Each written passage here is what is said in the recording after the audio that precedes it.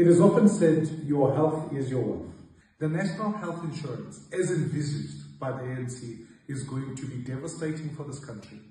You'll have profound skills flight out of this country, and ultimately it will drain the fiscus. This is a 500 billion rands investment that needs to go with a government that is already heavily indebted, incapable of managing financial resources, and ultimately has allowed the public healthcare sector to collapse with poor leadership at multiple places. I can assure you, citizens will not be able to get the best healthcare. Ultimately, as practitioners leave, you'll end up with healthcare being outsourced elsewhere. Look at countries like Zimbabwe, etc. Their leaders could not even stay in their countries for healthcare. They ended up dying elsewhere.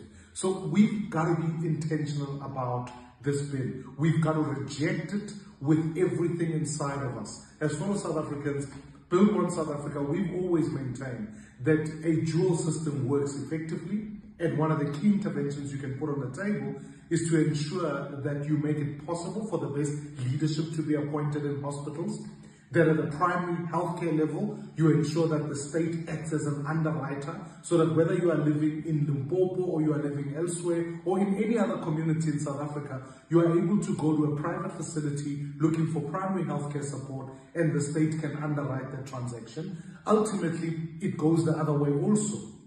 That if you're a medical aid holder and you want to go to a public hospital, i.e. and looking for hepatology services, you are able to go there and your medical aid can pay the public health care.